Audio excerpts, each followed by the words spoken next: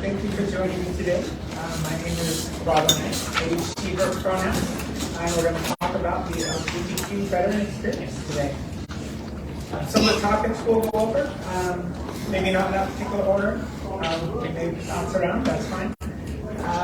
One thing to remember, this applies to some, but not all, as with most things, so it doesn't cover the entire community, but most of the community.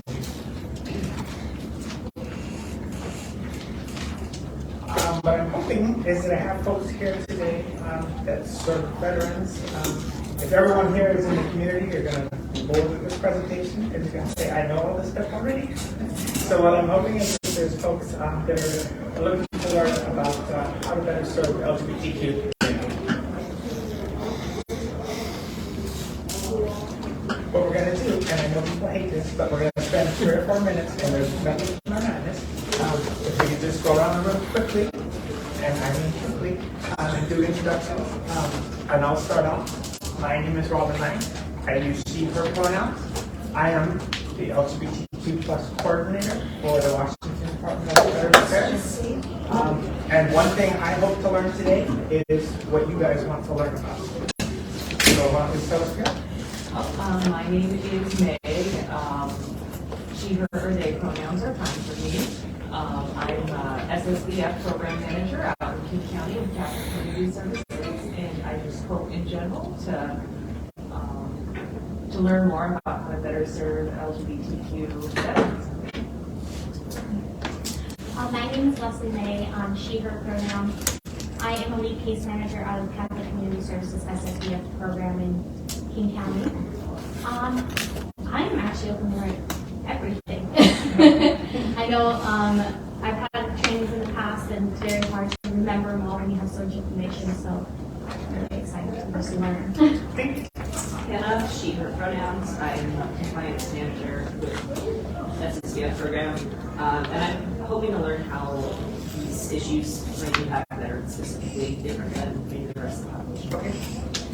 I'm Rosa Liu, and my pronouns are she and her, and I'm Director of Veteran Services and Disability Resources for Students at the University of Washington, Bothell. And like my friends over here, I am just wanting to learn everything, anything.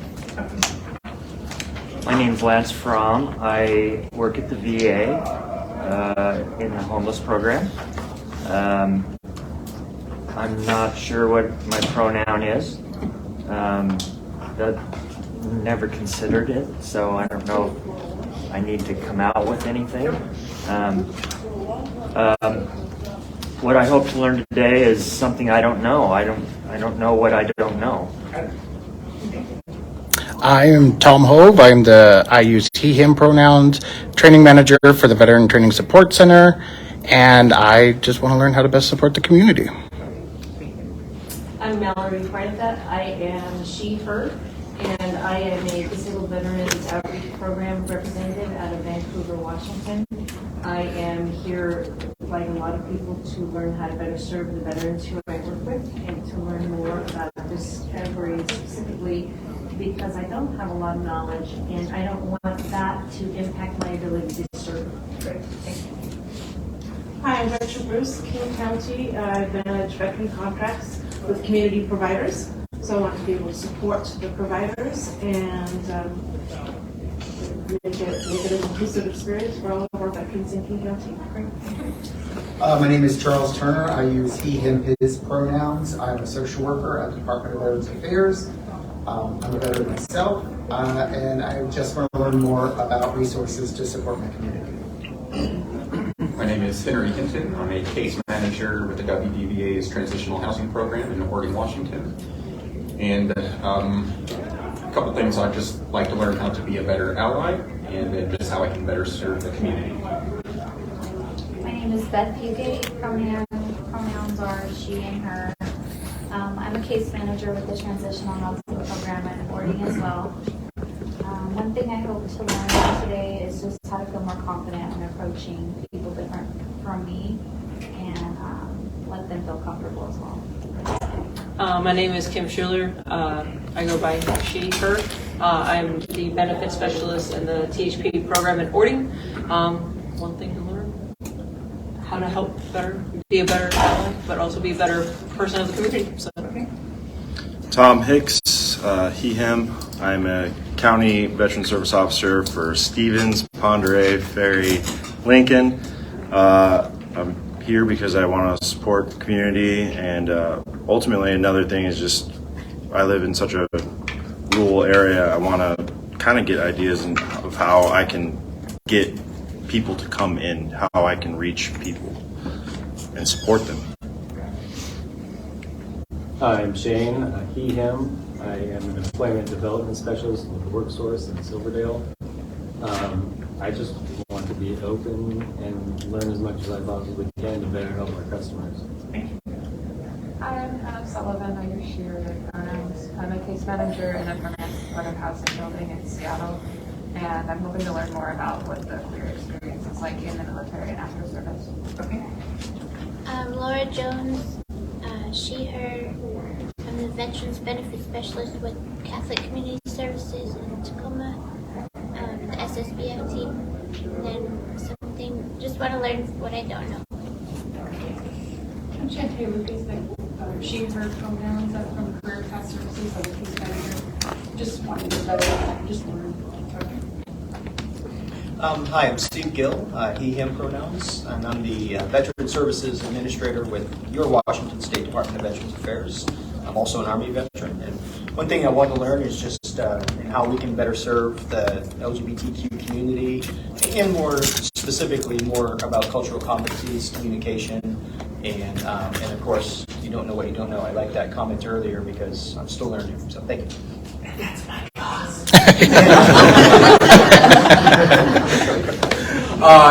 Eric Valentine, he, him pronouns.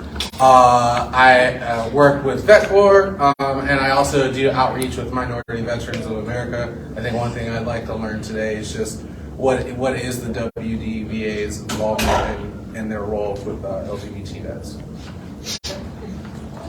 Hello everybody, my name is Vincent McDonald. I'm the program manager for the Colville Tribes Veterans Resource Program, and my interest here was specifically brought to me by one of my veterans that when we talked about an aspect of hazing and PTSD and possible compensation with that. So whether I'll achieve that answer today, I don't know, but other than that, just like everybody else, just trying to learn to be better at what I do to serve the people I serve better. Someone just came in. Do you like that? I am Rachel Androsky, she, her, and I am the Vet Corps Navigator at Paths with Art. We offer free art classes to veterans, and I'm looking to connect our participants to your office, as well as let your office know what we do. My name is Holly Rowan. I'm a BSO in Clallam County. I'm also a second year Vet Corps member. She, her. I've been shown a lot of grace with friends in the community, being able to ask, but things that I want to know is just a little bit more what the experience is like for service members and for veterans, and just find out if there's resources that I don't know about, and just kind of be able to bridge that gap of communication a little bit better. Christopher Osuna-Pritchard, he, him, Clallam County Veteran Service Officer through WDVA grant. Thanks, Steve.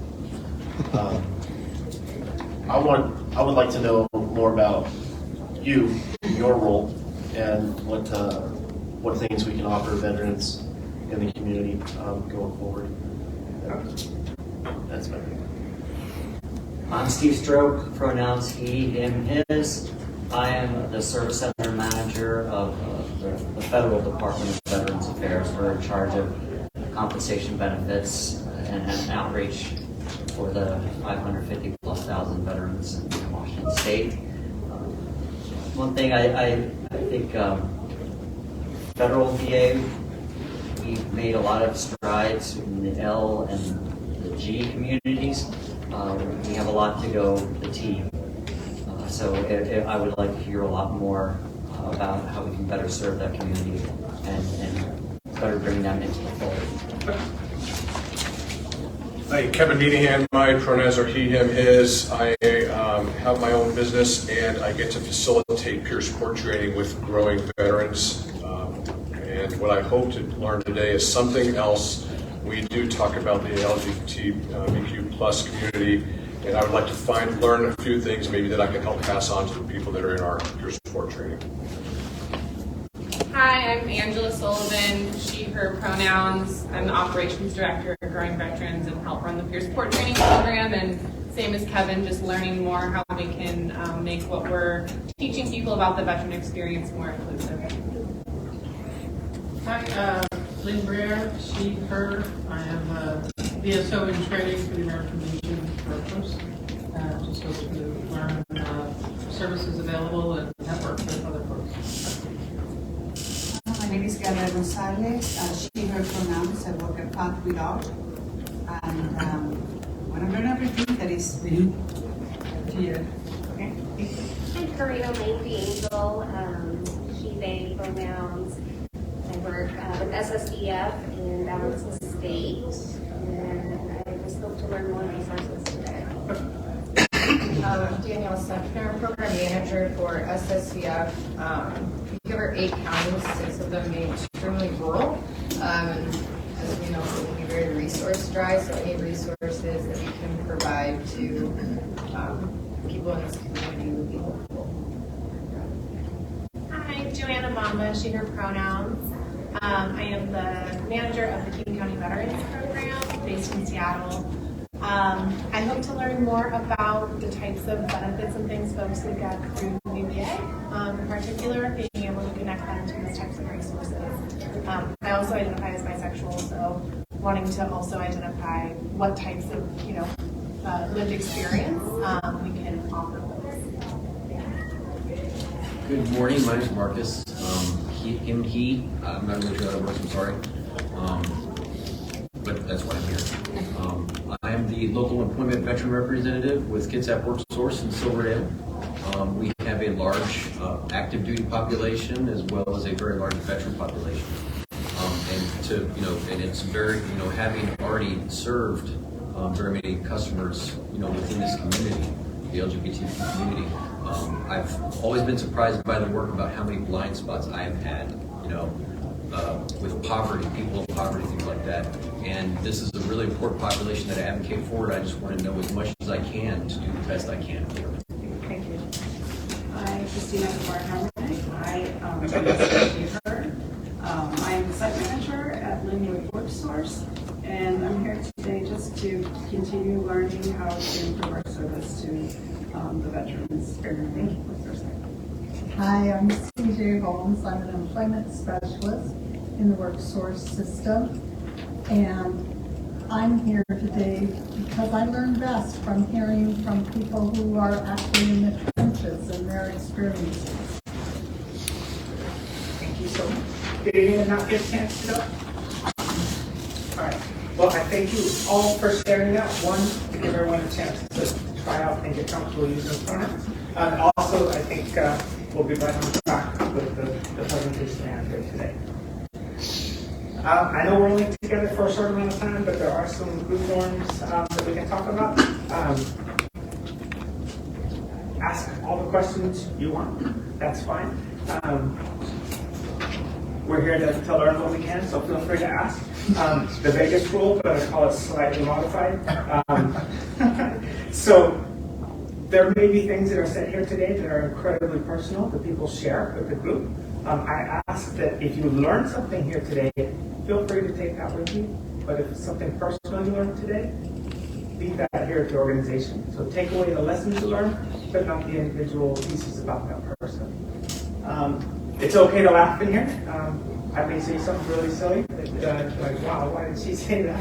And it also lets me know that I haven't killed her soul with this presentation. Sharing the airtime, it's great that you want to share, but we have probably 50 people in the room, so please make space for other people to share. And the last one, reserve the right to change your mind.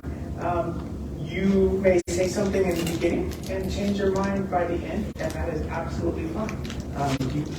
please feel free to change. I even encourage you to change your mind. All right, so you have 2 pieces of paper with you. One is first impressions of LGBTQ people, and the other is a 3x5 card. If you don't have one, just grab one. I'll start with the cards. What the card is for is towards the end, I'm going to collect up these cards for something I do called an anonymous question. Sometimes people don't want to ask the question out loud, so write your question down on here. I'll collect them, and then I'll look through the cards and see if there's some common themes, and if we have time, we'll go over those. And the other part, the first impressions, just take a few minutes. We'll take about 3 minutes. Go through that. Well, I'm not collecting these. Don't feel compelled that you have to talk, but after we fill these out, we'll have a short discussion about some of our first impressions of LGBTQ people. If you have questions, feel free to come up if you need it. Take about 3 minutes. You don't have to write anything down. If you have it in your head, that's fine.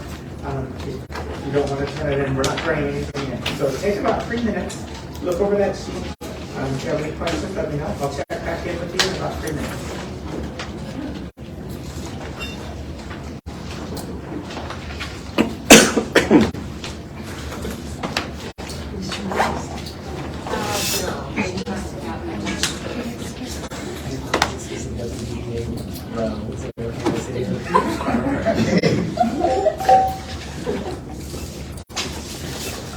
As we're filling this out, I noticed at the bottom, this is from thesafezone.com. I like to use them to link on. There's lots of different resources out there to get stuff from, but this is a place that you can go to and double check what I did. So I've taken literally from their resources. That way you can also go out and find their resources.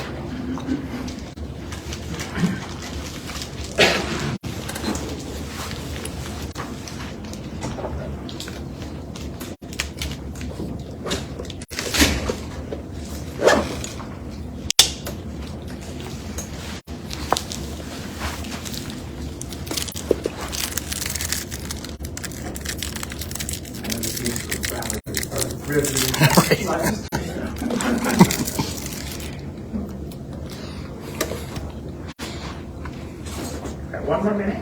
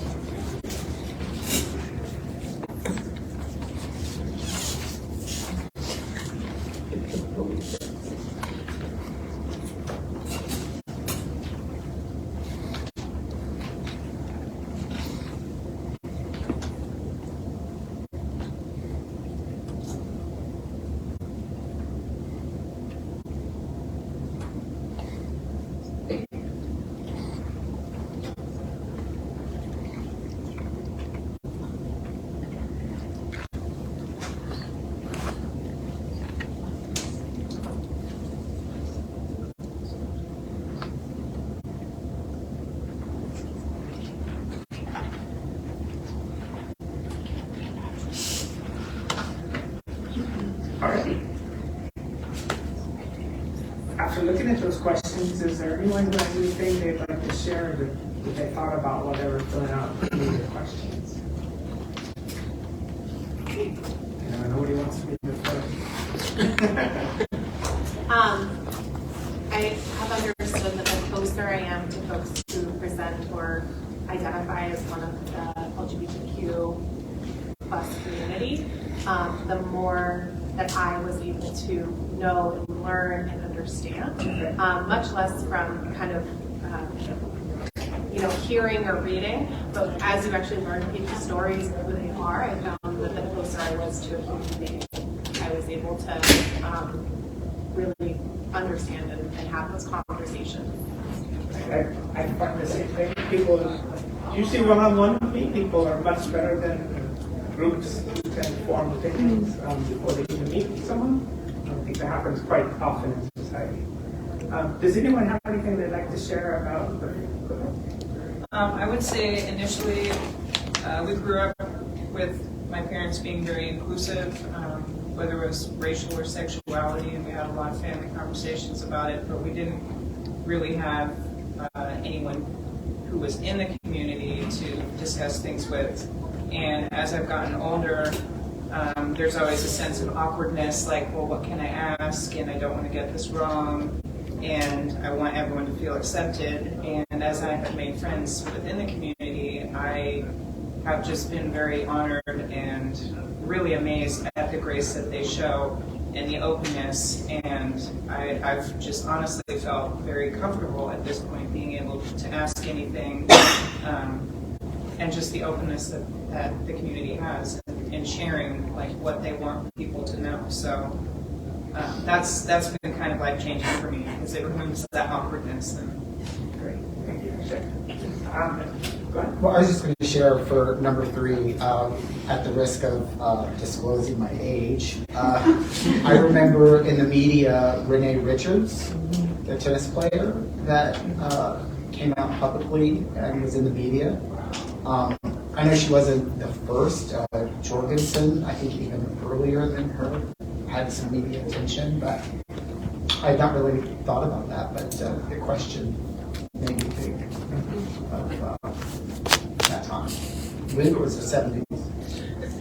Kind of going with that, so like I came from the exact different environment of, typical backwoods family, and how much that didn't really affect me, surprisingly, because it wasn't a concern of mine when I didn't care. But while filling this out, we always hear representation matters, and like the realization is like I wrote media, on most of the stuff that was my real I know that my family was saying all this stuff, and I was like, I just don't really care. But the only time that you had a window, because there's no representation or no known representation, the only window into that experience or seeing people operate in that was through the media. And so my realization is you always hear representation matters, but that was that's a hook right there. Absolutely. I think that's a common theme. A lot of people, their first experience is through the media. If you haven't seen it, I'd recommend Disclosure. It's on Netflix by Laverne Cox, and she talks about how the LGBT community is represented, usually negatively or comically. Is used as comic relief or as the bad person or someone to be feared. But it's a great documentary if you have a chance to watch it. And so, back to her. Yeah, I'll try to keep it from being a spiel. I've been fortunate. I'm a child. I'm 20, so I grew up with a lot of internet access, and most of my first impressions were positive. But I do think that, in the battle for marriage equality and other rights, there was sort of this argument that, we're just like you, we're not that different, we're normal. And I think that sort of stigmatized queer people that, don't comply with most social norms. And I know, shortly after I first came out to my mom, she was like, I just hope that you don't become an ugly lesbian. She's kind of messed up.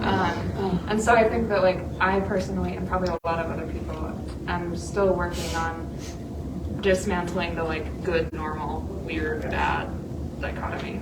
Absolutely. Yeah, I was just going to say, I ended up writing TV or movies on a lot of these, or media, and then even just realizing for even not knowing that many people growing up, there was barely any representation in films or movies. The only thing I could even think of was Brokeback Mountain, and even that was it was such a sad story in so many ways that just not a lot of representation at all. Yeah, absolutely. And when there was representation before that, it was usually comic relief or no. Yeah, I was going to say, I learned about trans folks from the Jerry Springer show, which was obviously very, very problematic. And I honestly think it kind of, it's a huge marker as to indicate how folks are treated and how we got, because people were actually getting assaulted on that show all the time. And this person is telling another person on television that they're trans, and the reaction is they get assaulted, and people were really, really into that. People were watching it for the fights, and the amount of trauma that just comes from that one show, it shows a bigger symptom of this continually happening. Absolutely. Last one.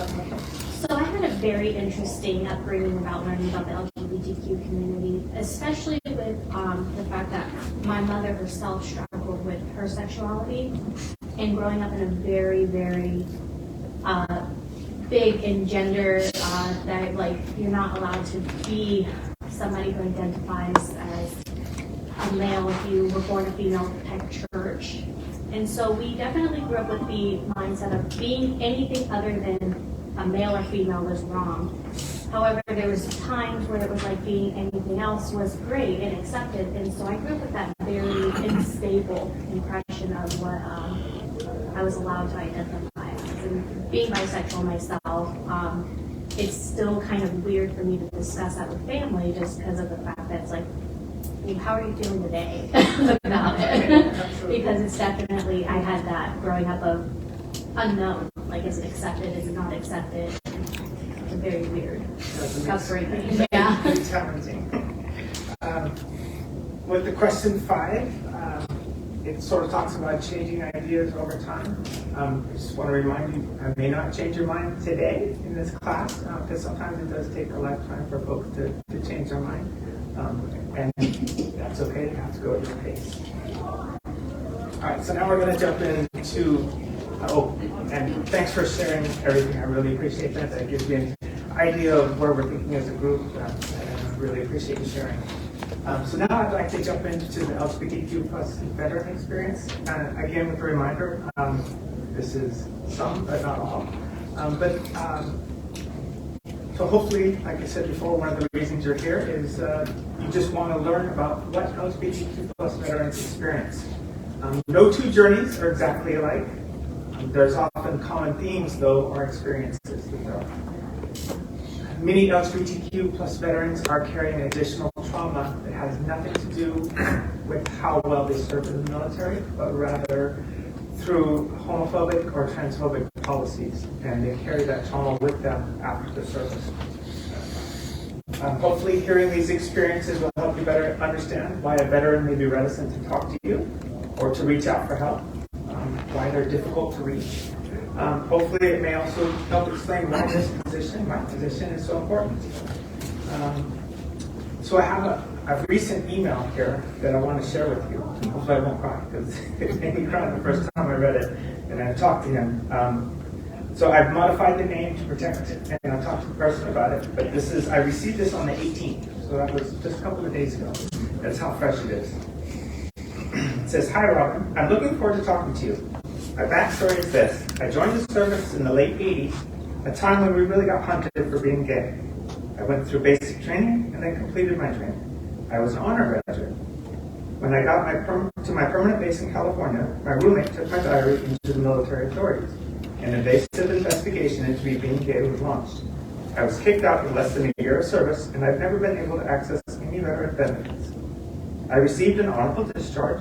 I've tried to access those benefits once, and the Veterans Affairs Office laughed at me and said they had real veterans to deal with. It's a super traumatic experience. I was on the front lines of change, of acceptance. It was a hard thing to do at 19. I saved my paperwork for all these years for this moment. Thank you for your help. I have my honorable discharge certificate and my honor graduate certificate. All the best." So this is just one veteran. Okay. As we'll see later, there are many more stories like this.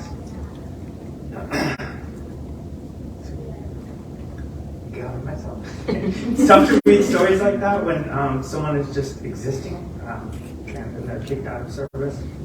So it's very challenging. So you may have heard this before. The LGBTQ plus population is overrepresented in risk categories, but underrepresented in support networks.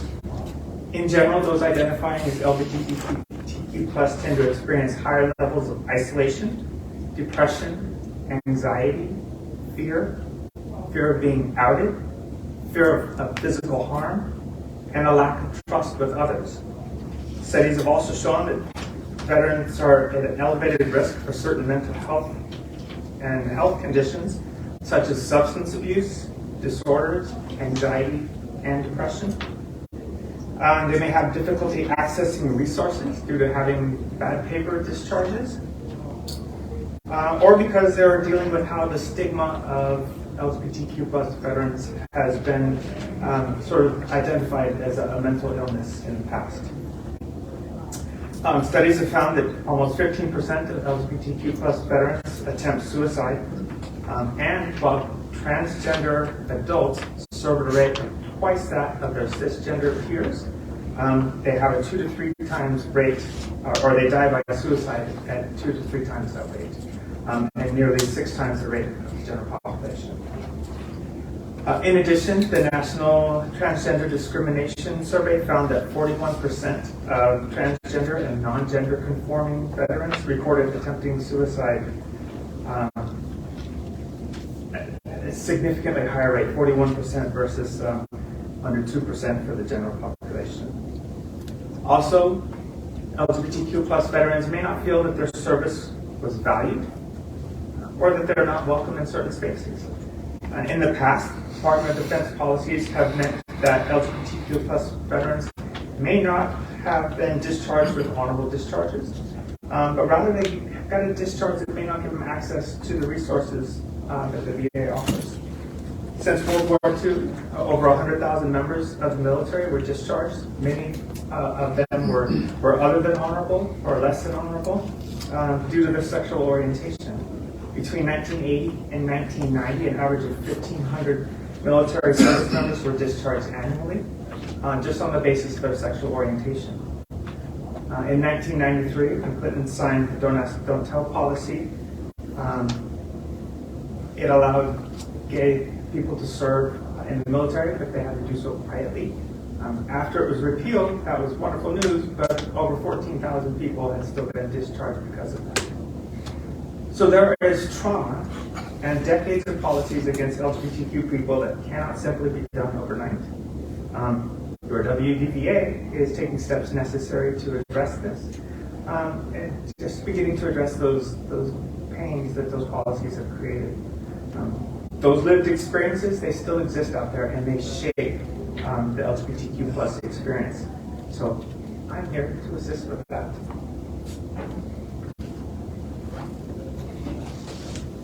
I know I've heard a bunch of different numbers about how many veterans there are, but the one I used was the VetPop, the last one.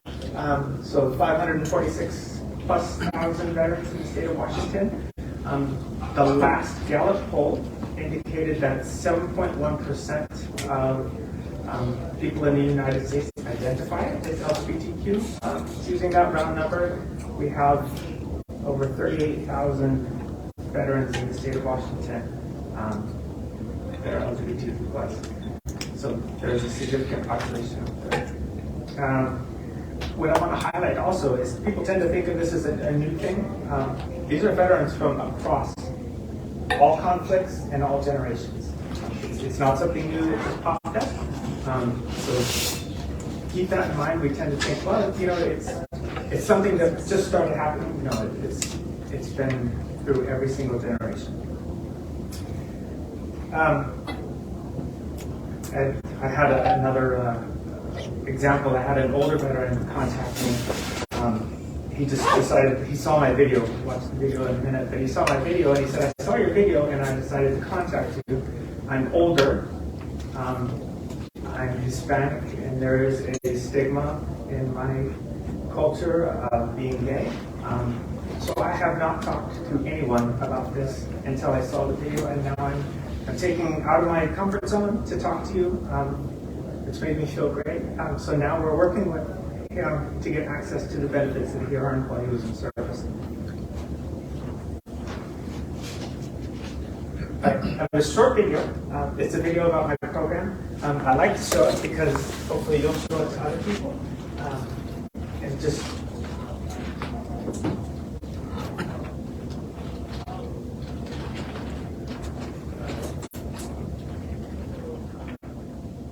homeowners, if you have a car,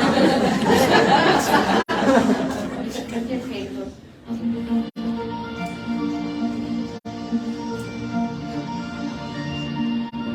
The position has a couple different levels. Systemically, it's to look out big picture and see what sort of improvements we can make for the LGBTQ community, and maybe look for legislation. And then the other part is one-on-one interactions with folks. WDVA sees everyone, but you may not feel comfortable just seeing anyone. WDBA has said, we have someone here who is here for you on your behalf. And it's a friendly face for you to talk to, someone you can engage with, someone who's looking out for you. Her role is to outreach to the LGBTQ veterans community to identify veterans who might benefit from applying for federal and state veterans benefits, but also working with our partners in the community, nonprofit organizations and other organizations that we partner with. That involves working with veterans individually, but also includes looking at things from a systems perspective. My first 6 months in the job, what I was doing is reaching out and letting people know that I exist. And really just connecting with the big agencies so that they know when they get folks that come in the door that they have someone that they can talk to. And I might just be a connector to other services. Like, you don't have to use me. You can see a service officer that may be closer to you. You might feel comfortable, it might be easier so you don't have to come all the way over here. So I have someone right now in Seattle who knows they can go see someone else, but they feel more comfortable talking with me. It's about more than just the benefits, though. It's also about the recognition and honor of that veteran status. Many veterans, members of the LGBT community, were separated from the military with less than a full honorable discharge due to the legacy of Don't Ask, Don't Tell and prior policies. You may not have reached out to talk to somebody because you don't feel comfortable. You may not have been treated as well as you would like to, especially if you reach back to Don't Ask, Don't Tell policies. One of the things you see with Don't Ask, Don't Tell is you see folks who they've been told, hey, because of who you are, you are not a veteran. You'll find folks who have good conduct medals, who have been kicked out with less than honorable discharges, and that's hurtful. What does that say about your service when you think you've done a service to the nation, and all of a sudden you've been told, no, actually you're not even a veteran because you don't qualify because you're discharged. So really want to address those folks and let them know that yes, come see me. We'll get you what you need. I'll connect you to the right people, or I'll help you personally get what you need. When people ask me, tell me about what you have in your program, I don't have anything in my program. There is no bucket of resources for you. It's the same that everyone else gets.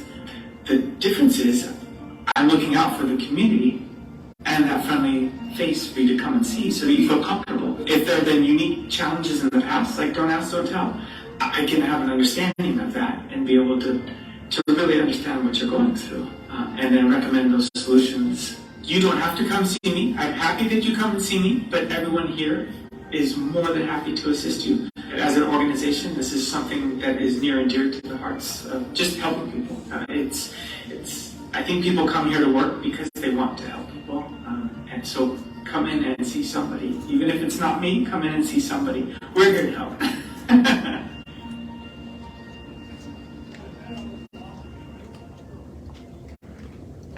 Let this sweet mineral melt. One of the questions I often get from folks is, who can I talk to, like other DSOs? Who's someone friendly I can talk to? I can tell you, anyone in our service center, if they can't get to me, anyone in our service center, they are more than willing and they are supportive. They can assist. I completely vouch for them. They have been nothing but supportive.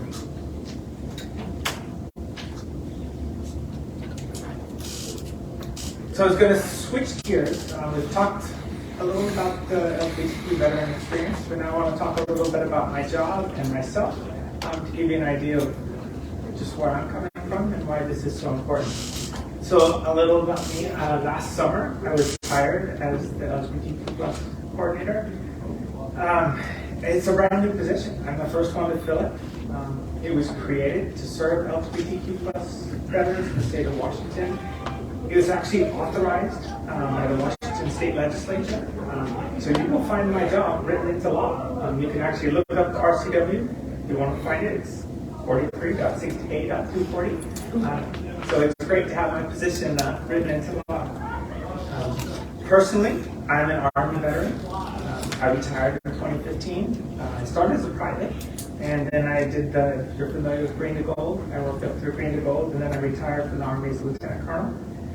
I served in Bosnia, Iraq, and Afghanistan.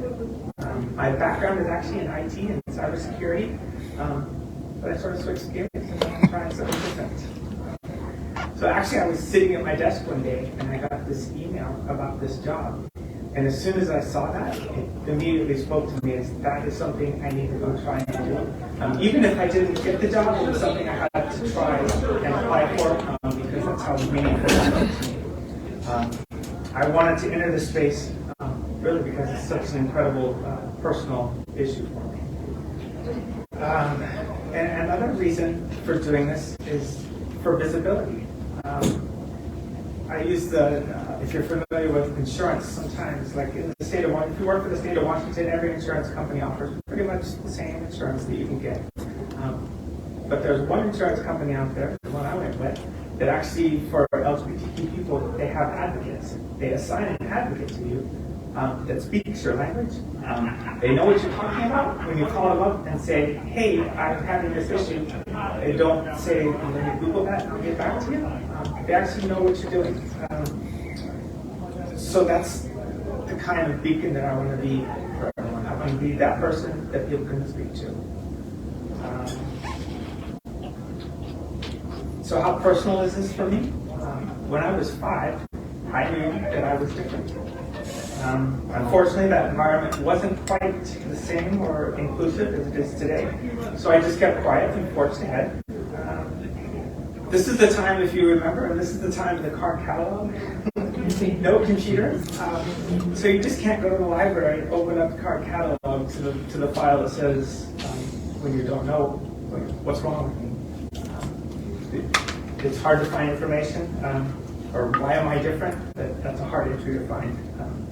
So what do? Just keep your head down, join the army, stay silent, until I came to Washington State. And then I saw programs that were out there that allowed the LGBTQ community to really bring their whole self to work. I mean, we actually have business resource groups that are designed to allow employees to bring their whole self to work.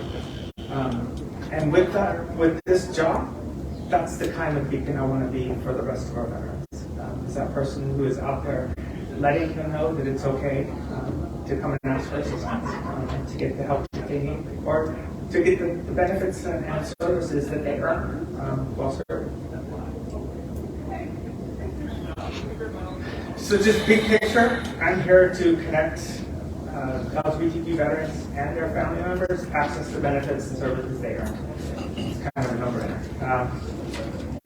Really, my goal is to lower that bar to accessing those benefits and to be that friendly, trusting face that they can come to. And really to be that empathetic point of entry into the organization. Like I mentioned before, this is unlike federal VA, who actually provides the care and things. They have special LGBTQ programs. The programs I have are the same that are offered to the rest of the veterans in the state of Washington. I'm just sort of that super connector or the person that you may feel more comfortable talking to. I really have 2 main duties in this job. One of them I talked about is connecting those services, and the other is making recommendations to the Washington State Legislature on how to better support the community. So that's why I like to be, so I can hear about what the people who are interacting daily with the community, what their issues are, so that I can bring those up and make recommendations for better care of the future. How do I do my job? There's kind of 4 pillars what I do to it. So I'm an accredited BSO. It's not my primary job, but I can assist folks with their claims. I can also help them with their discharge upgrades and things like that. Training material, I teach the LGBTQ cultural competency class. I've taught that to other organizations that care about everyone who served, and they've come to me and said that we'd like to better serve this population. Can you teach us how to do that? Which is actually what we're going to move into next after this, is some of those issues. Partnership development. I can't be everywhere at once, so I have to form partnerships with other organizations that are out there in the community. So I like to meet with as many of those as possible so that they can connect with me and I can connect with them and we can refer back and forth. And then outreach events like this, or the state fair, or I go to grassroots events, pride festivals, just to be out where the people are. Generally, you don't find a whole lot of LGBTQ plus veteran groups. There's a few out there, so you have to really search spaces. And that's another question I get, like, where are the groups? Well, they often don't identify that as their first identifier. So you may find them at a Pride Fest or something where you can put up a booth and they'll make their way over to you, but you won't find an actual veteran group. So now we shift gears. We've talked about some of the issues that face LGBTQ or the LGBTQ veteran space. Talked a little about me and the job, and now we're going to shift into the cultural competency portion of it. And really, what I'd like to start with is vocabulary. You may have seen this slide before. I want to explain what the LGBTQ letters actually mean. I hear quite a lot, like LG, and then people just sort of trail off and like, oh, I don't know. So I want to talk a little about how they refer to different identities and why people often use the umbrella term or the phrase umbrella term. One thing when we discuss LGBTQ people, one thing we generally forget to make clear is that those are separate and individual letters. There is no such thing as an LGBTQ plus person. Those are each unique identities. And they stand for lesbian, gay, bisexual, and transgender. And then queer. They're all different labels.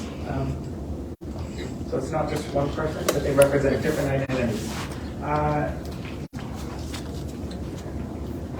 And there's another thing, there's gender identities and sexual identities, which we'll get into in a second.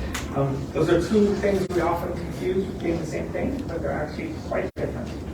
So if you look at the umbrella, if you look at the LGBT side, those are sexual identities. And then on the other side, the T represents a gender identity. And the Q up above at the top for queer, sometimes it's questioning. But most generally it's queer, and it's often used as an umbrella term over the top that you can lump everyone into. And it's usually viewed as a positive and affirming umbrella term to use for putting everyone in. Usually folks will just identify as the queer group or something like that. I'd like to draw your attention also to the handle of the umbrella, because that divides the different identities. We're talking about distinctly different aspects of humanity and experience, sexuality and gender.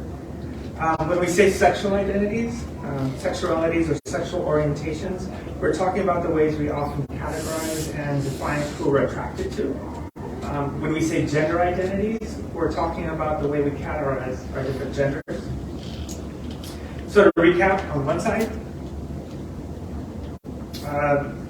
there's queer genders, and the other side we have, my brain just left the building. You get the fun. We have sexualities and genders.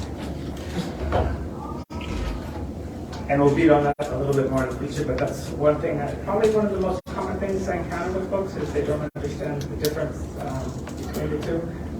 If you're familiar with the gender unicorn, we'll go over that in just a few minutes to help further identify that. What I want to hit on first, though, is this topic of intersectionality. Often it comes up just in the community, but there's basically what it is there's unique forms of discrimination and oppression and marginalization that can result from the interplay of two or more of your identity-based discriminations. So it's often credited to Kimberly Crenshaw. I mean, intersectionality has existed long before she coined the term, but she coined the term. But basically, it's you cannot simply use one person or one identity of a person. People have multiple identities, and they experience things differently because of those identities. So you may have a white trans woman who experiences harassment far differently than a black trans woman does. And you have to understand that those intersecting identities affect how they interact with the world and how you help understand them. The next one, I don't know if you've seen this before, but it's kind of a fun guide to help people understand about intersectionality. So you have Bob, he's got stripes, and he's a blue triangle, and he says, "Yay me, I'm proud." Except some people don't like Bob. He faces oppression for being a triangle and for having stripes. So we don't like stripes. And he wishes that triangles would work together. Because if it affects one, it affects all. They need to have equal representation. But unfortunately, they want to work separately and not together. So if we can all work together and recognize that there are multiple different identities and oppressions, that everyone needs to work together and don't just silo your work. They're not isolated. The gender unicorn, another one, is anyone familiar with the genderbread person? Sort of the same idea. But what this is, it gives an idea of the different identities and how we can think about them. And so I'll go over some of the definitions about gender identity. That's one's internal sense of being male, female, neither of those, both, or another gender. Everyone has a gender identity, even you. For trans people, their sex assigned at birth and their own internal sense are not the same. Whether it's female, woman, girl, male, man, and boy are not necessarily linked to each other. They're just 6 different kinds of identities. Gender expression and presentation, that's just physical manifestation of how someone expresses himself through their identity, whether it's through clothing, hairstyle, voice, body shape, etc. Many trans people try to make their gender expression or how they look to match their gender identity, who they are, rather than the sex they were assigned at birth. The next one, sex assigned at birth, that's the assignment and classification of someone as either male, female, or intersex, or another sex, based on a combination of either anatomy, hormones, chromosomes. What we want to remember is it's important not just to use the word sex, what sex is someone, but what sex were they assigned at birth. Sometimes chromosomes are used, but often it's just genitalia. When you were born, the doctor says, that's what you are now, and that's what you've been assigned. The next one, physically attracted to. So that's a sexual orientation. It's important to note that sexual and romantic or emotional attraction can form from a variety of factors, but they're not limited to gender identity, gender expression, presentation, and sex assigned at birth.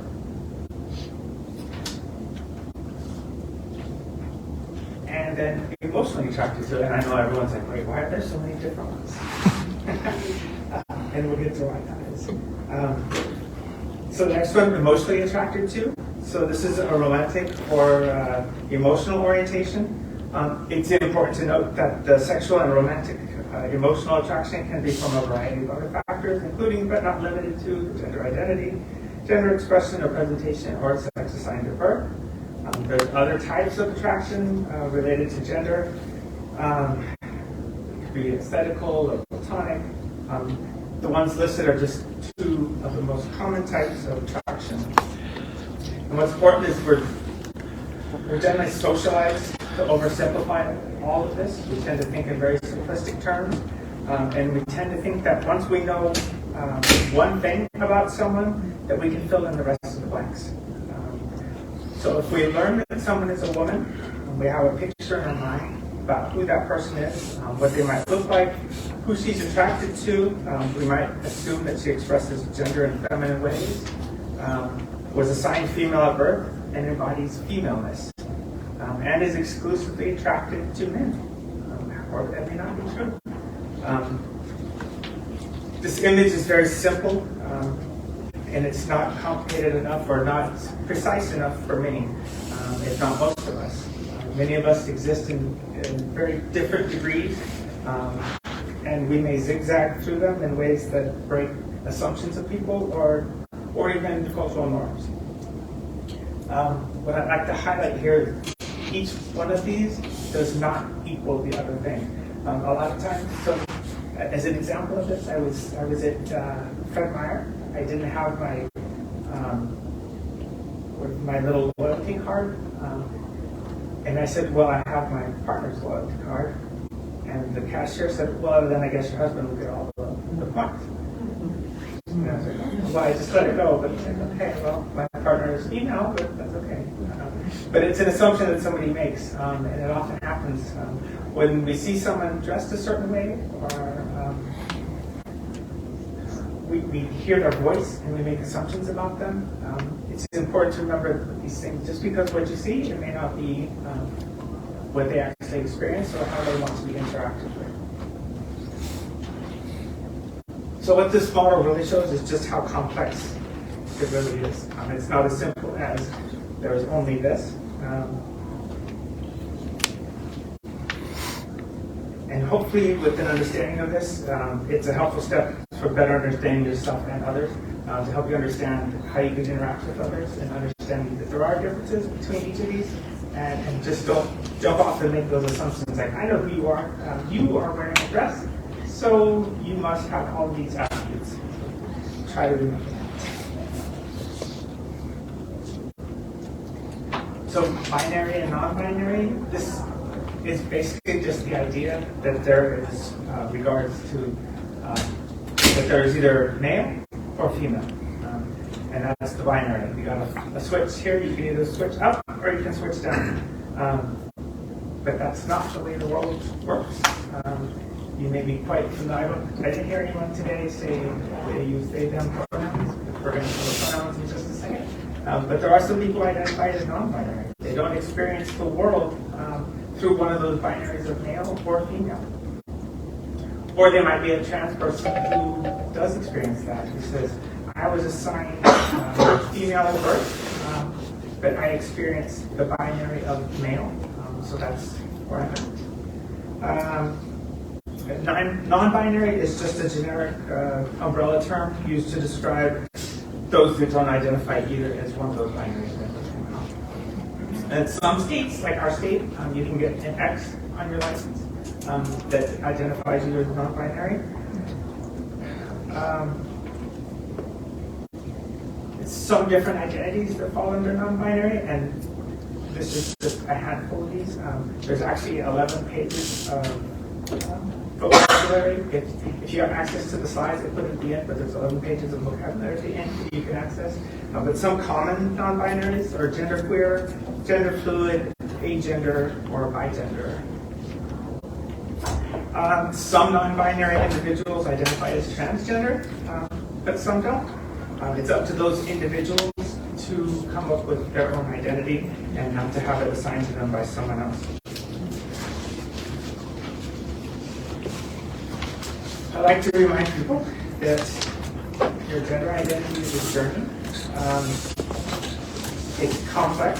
It could be complicated by your upbringing or by societal norms. You may have a very distinct idea of who you are when you're very young. But you may not understand the vocabulary that goes with it. In my case, I knew I was different, but I didn't know what the vocabulary was, and the only thing I had was TV, which did not have very positive role models. So it makes it difficult for you to decide where you're at on that. And there's some people who just aren't sure. They're like, wow, I don't feel like I exist on this plane. I don't feel like I exist here. And it takes them a while. And sometimes they use the assistance of a therapist and help them discover those feelings. So just know, some people know right away. Some people it takes them a little bit longer to figure out where they're at.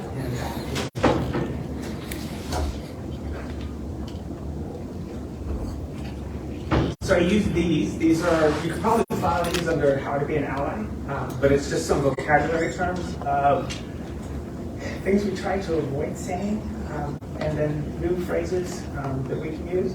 And again, if the slides are available, well, they are available.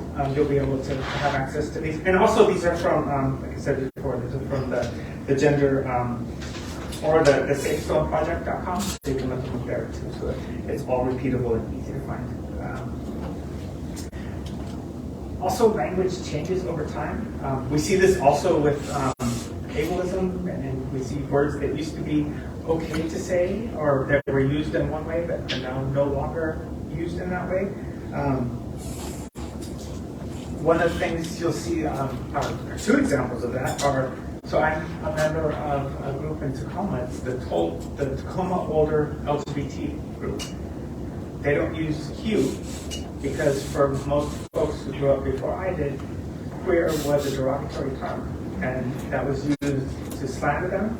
So they don't identify with that term, whereas current generations use it as an umbrella term, as a term that throw everything into, and we use it as an affirming term, whereas other people don't use it as that term. Another term could be gay. There are some non-European groups who don't like to use the term gay. They like same-gender loving because there are certain connotations that go with gay, often but not always.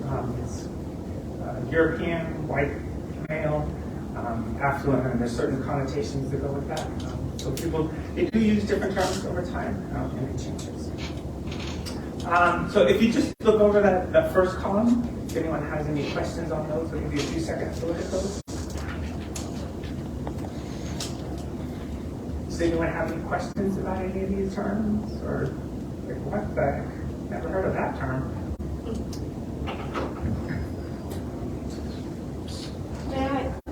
I guess I wondered if me, a cisgender person, is it respectful to say queer? I always considered that an in-community word that wasn't available to me. But is it open enough now that I can respectfully say queer? So that, from my perspective, yes. There are some people, though, who do not like that. And you just have to figure out. In general, it is okay. Well, I was just going to say, I'm older, and I remember when queer was derogatory, but I remember when we turned it around to take the power of back using queer. But, and a lot of my friends my same age struggle with it, but I do remember the first time I heard an ally use queer, and it felt a little cringy, but I think now I'm okay with it. I think, like you said, most people are okay with it from allies. Yeah, I think the usage just changes over time. From the outside, I would imagine that context is everything. Yeah. like that's just makes sense to me. Yeah. Another term I have to correct people on a lot too is transgendered, right? Like add an ED at the end, and just making sure that people don't do that. It's just transgender. You don't have to add it. Yes, exactly. Any questions on these terms?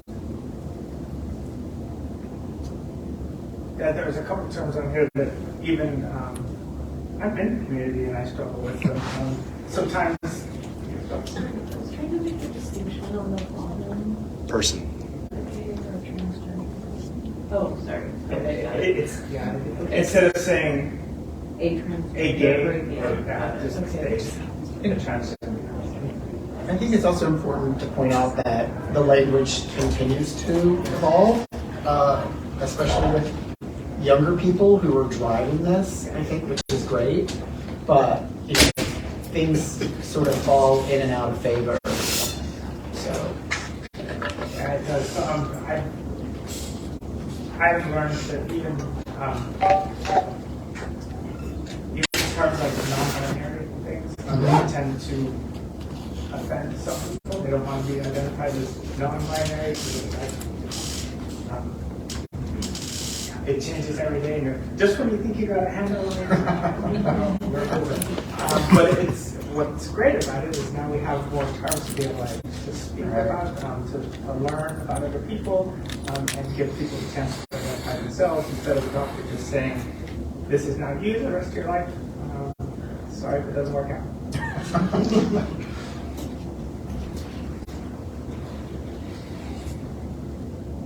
All right, now on to pronouns. Sometimes a hot topic, sometimes a political topic, but we're just going to talk about how to use pronouns. All it is just something that replaces a noun.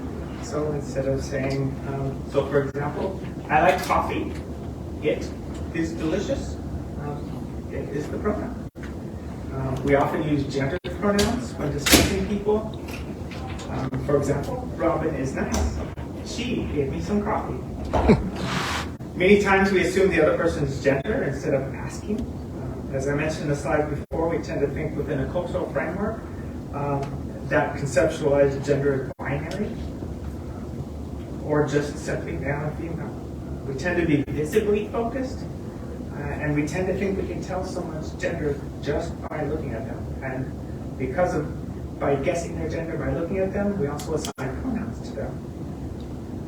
But as I mentioned before, it is far more complex than that, and it's not just binary. Each person chooses their pronouns.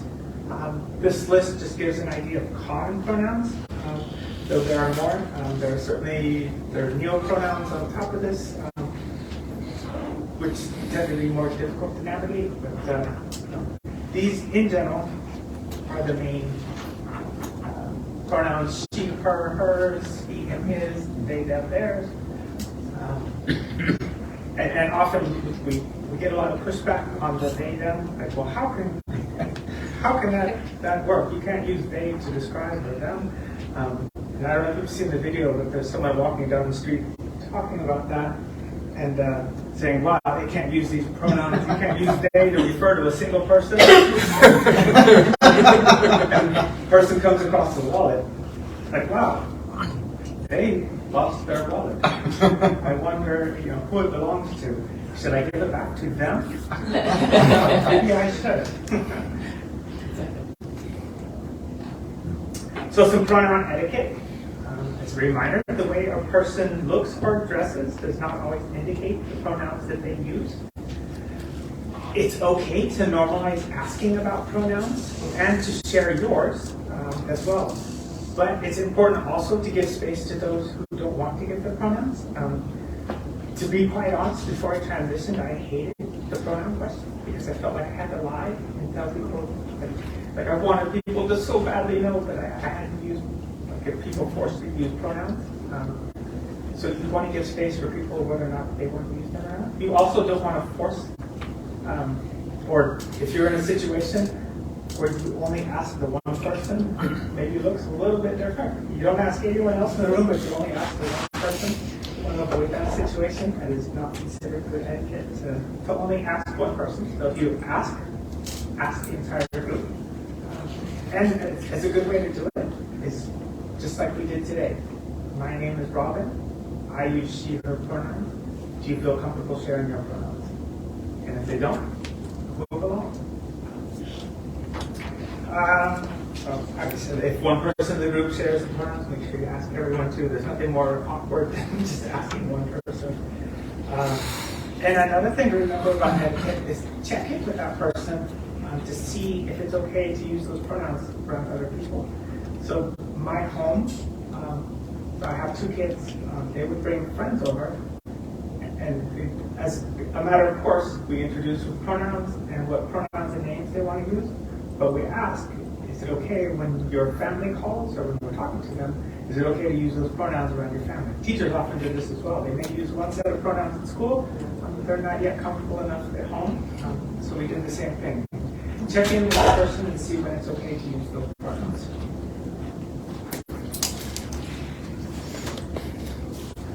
And yes, it's okay to make a mistake. What's important about that? Just immediately correct your mistake. Don't make a big deal about it. You can do a quick apology and then just simply move on. Don't dwell on it. Just say, oh, sorry.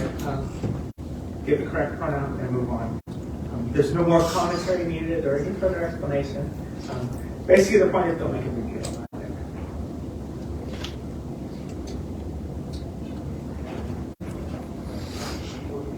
So coming out. Kind of a big thing. What is coming out? It's the process where someone identifies, they finally figure out their gender identity or their sexual orientation, and then they finally share that with other people. Sometimes we talk about coming out as if it's a one-time thing, and if anyone has had to do it before, you can know that it is not a one-time thing. You may come out multiple times to different groups. You may do it in a specific order. You may choose not to tell some people. It's very different for each person. Sometimes you have to make daily decisions on who to come out to in every new setting that you come into. Yeah, most people aren't like Ellen, where she comes out once and the whole world knows. Most folks, yeah, you have to come out to individual groups one at a time. And sometimes people may be out in certain spaces, but not out in others. There was a time where the only place I was not out was work. It's very difficult to navigate life in that fashion. And you can think of it in terms of when you're coming out in terms of family, friends, classmates, co-workers, or the religious community, and allowing them to choose when to come out. So that decision to come out is a matter of personal safety, comfort, trust, and readiness. It's all based on a number of issues on when they finally decide to come out. A note on this, it is dangerous and unhealthy to force someone to come out. Even if you think you're helping them by like, okay, you're scared to come out, I'm going to help you out and I'm going to out you. That is not your story to tell, that is their story to tell, and they should tell it in their own time. Even if you think you're being helpful. Those, what you think are good intentions may be harmful or hurtful to that person. If someone comes out to you, some etiquette on that. Don't say things like, oh, I always knew. And don't downplay that significance of them sharing with you. That's a really big thing that they just shared with you. Don't go telling everyone about your brand new trans friend. It's not a time to go bragging to other people like, hey, guess what? Don't forget that they're the same person you knew before. The same person you befriended and loved before, they're the same person. It's also not a time to ask probing questions. They're not there to satisfy your every curiosity or answer your every question. And don't cross personal boundaries that you wouldn't have crossed before. When my, not this boss, the last boss asked a very personal question. The questions, if you're familiar with the community, that you should never ask somebody, you ask like all 5 of them in a row.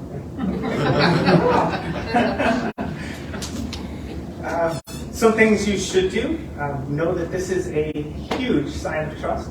That person now feels comfortable enough with you to come out to them. Check in with that person, see how confidential that information is. Do other people know? Is it a secret?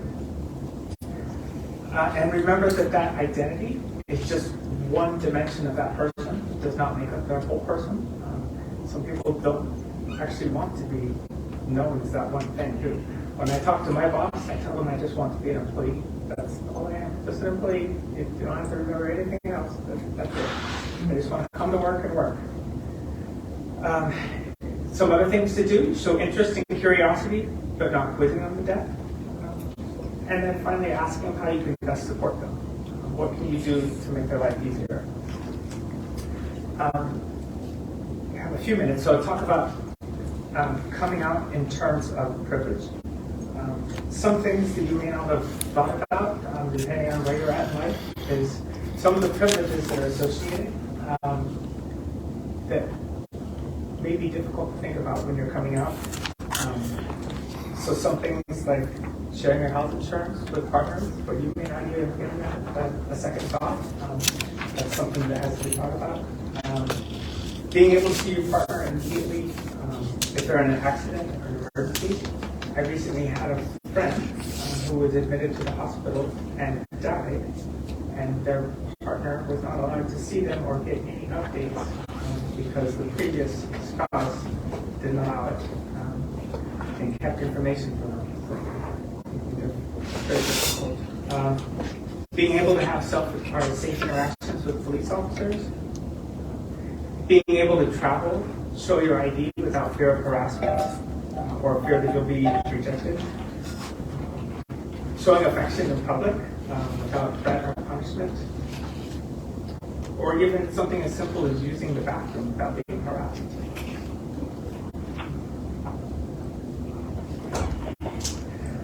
Some of the recaps on this. Not everyone who come out is going to be understanding or accepting. That also makes it tough to come out.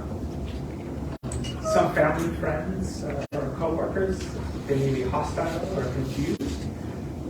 They may experience rejection from the religious community.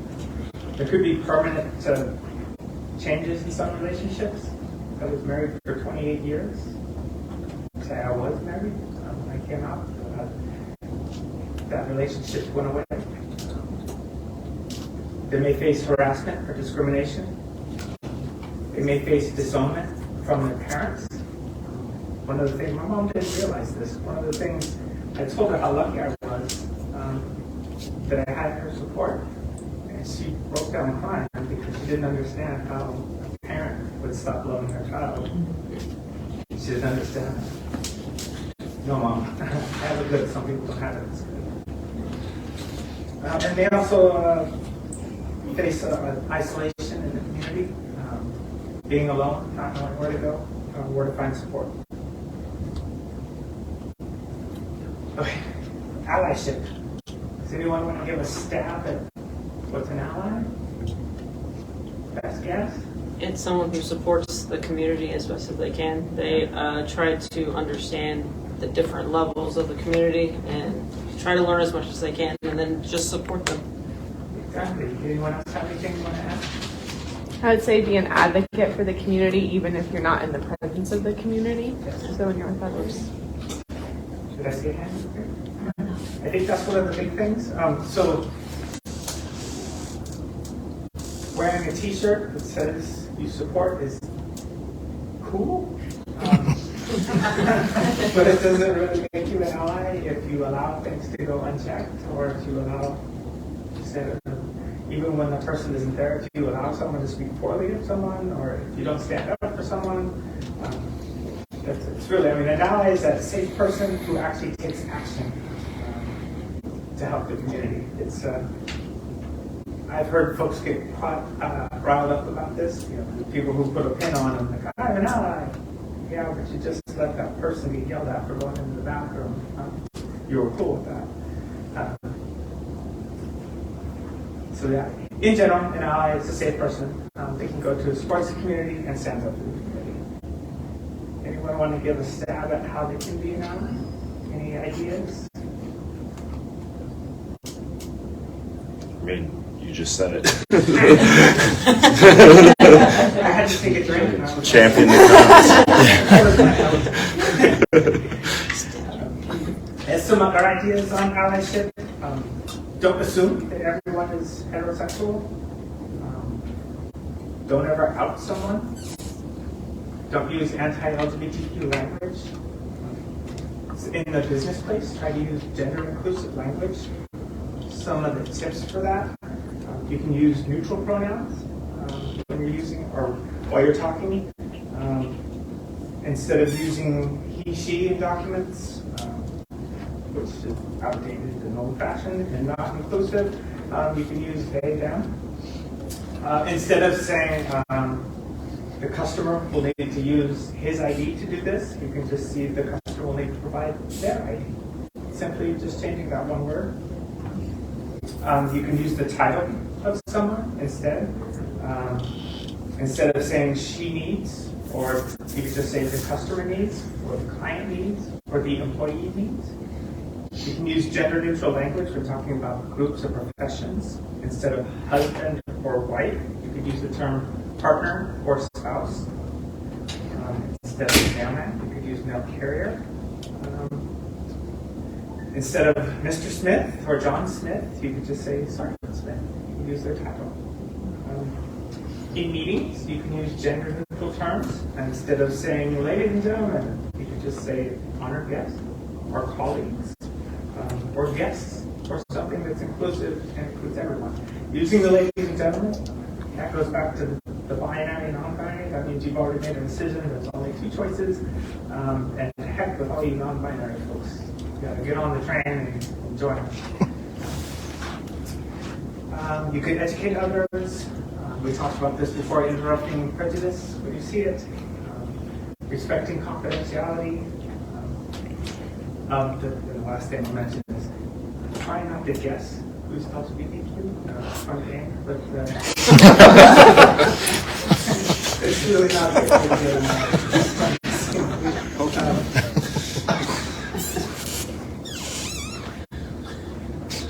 We're going to move into the anonymous questions. We're right on track. I just know we're 3 minutes over. Can I add just one thing? I think a really big thing that's missing is like not putting the work on us. I mean, us meaning like the queer community, right? Like, please don't ask me things that like you could easily find on Google. Right? Like, don't ask me to tell you my experience of being a bisexual black man in Eastern Washington because it's really fucking weird and rude, right? Like, seriously, so. I think the same goes if you do any DEI work, the diversity, equity, inclusion work. You don't rely on that community to be your Google. Go find the information. That person is already, they have enough going on. They don't need to be your personal source of information. Now, if it's a friend and you're just asking that person, hey, how's it going? That's different than going and finding someone like, okay, I have questions. Sit down. We're going to get to these questions. Random person. So if I could have folks pass their cards to the center, and then the center person just pass it on to the front. If you have questions, here's one on this question.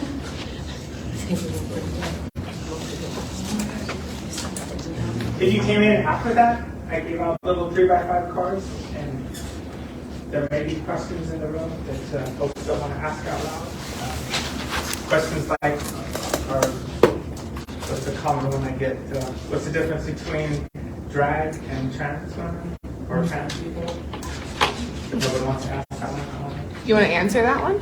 I just so yes, please. It's very different. And this is in general. It doesn't apply to every single person, but trans women identify as women, or trans women are women. Because in general, drag tends to be an exuberant expression of femaleness that is often performed by gay males. And often those people performing in drag do not consider themselves to be women. They're just performers. Now that doesn't, I think there was a controversy on this on RuPaul's thing. I didn't watch it, but I heard about it. They excluded trans women from performing on the show because it was supposed to be for drag performers and not women. So it's not the same. If you see someone, yeah, because I was told when watching RuPaul that it was when they're in drag, they are referred to as women, but then it's more of a persona. So just kind of like what they usually identify as male. So that it's really important to ask. Yeah, in general, they do. They adopt personas, characters. They go up on stage and they act. And then when they are done, they take everything off. And then they go about their business. Yes. Can I just be? I'm a big drag fan, so I think the performance is the biggest element of drag. I mean, you could argue that we're all in drag because it's how we're presenting, but it's really about performance. And speaking of RuPaul's Drag Race, they did recently have a gay trans man who is a drag performer, but drag performers are also sometimes women who dress in drag as well. So it's very broad, but it's really the performing part of it that's important. I got one card, really? You have such an open space and we don't think it needs to be anonymous. Well, I hate to answer the one question that now everybody knows where it came from. Everybody's staring.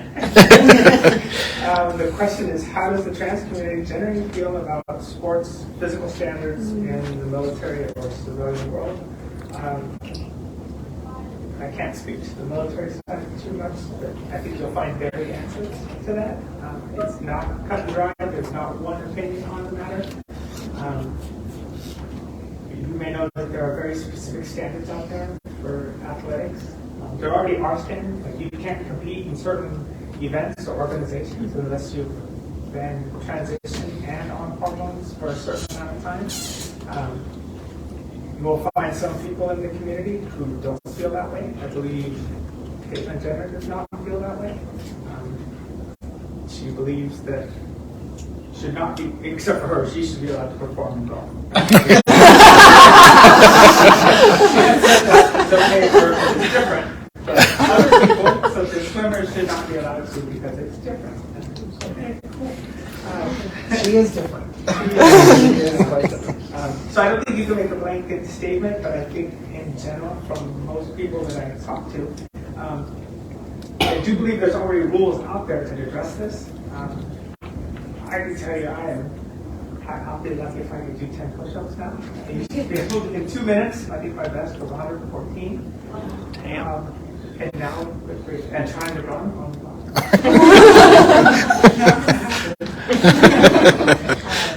So yeah, so in general, those are generalizations. And then, should there be trans standards for sports and physical training? That's definitely not a question for me. I'm guessing that's for the military. Yeah, that is something for people way smarter than me to figure out. Yeah, I would say no, but that's just me. I don't represent everyone. I represent some, but not all. All right, we have about 5 more minutes. Yeah. So you mentioned earlier that you give advice to the government's veterans, or the governor's veterans group. Does that include advice for the VA medical side as well? No. No. It can be. I can make a recommendation, but it's not my job to. I can talk about how we may need to have a better bridge, but I don't presume to tell the VA how to do that. Okay. So the reason I bring this up, I know it's not unique to me, but it may be unique to my area. Again, Clallam County, we have one CWOC in Port Angeles. So every time I go in to see my VA doc, not related to any sort of sexual activity, this could be for vaccinations or other issues that I have, I'm always asked if I've tried PrEP or if I'm interested in PrEP. And that's not appropriate, right? And I'm wondering if this could be something that's brought up. Maybe more training for the doctors, I don't know. It's something I can bring up to, so I have her card up here, but this is just the VA Puget Sound, but Bridget, she's the care coordinator. It's something I can bring up to those channels. It's something that's been identified that is an issue. So it is something that can be brought up, but it's not a recommendation I would make to the legislature. Okay, thank you.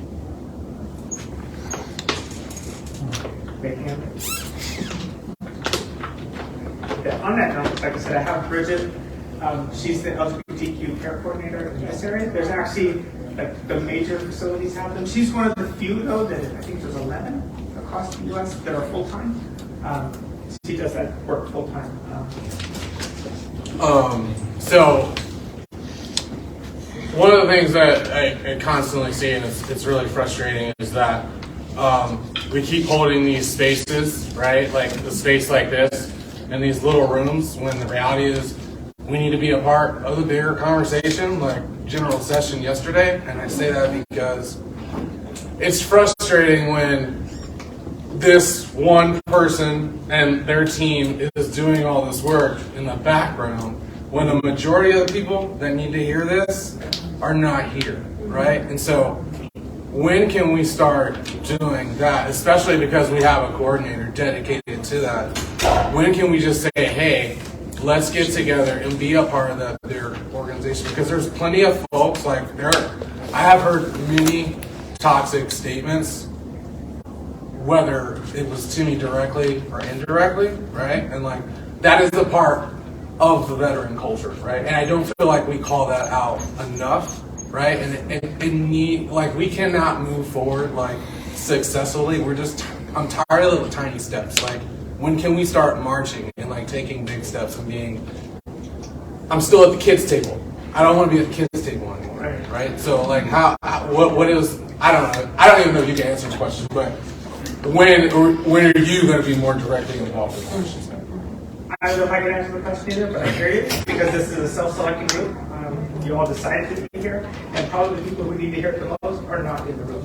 So, but my boss is here, and some people who came up with the conference are here. So they heard you, and I can help with that a little bit. In the past, serving those who serve, this big conference that we do, we've had different topics in the big room for the plenary session. We've had suicide prevention, we've had service animals, we've had other topics.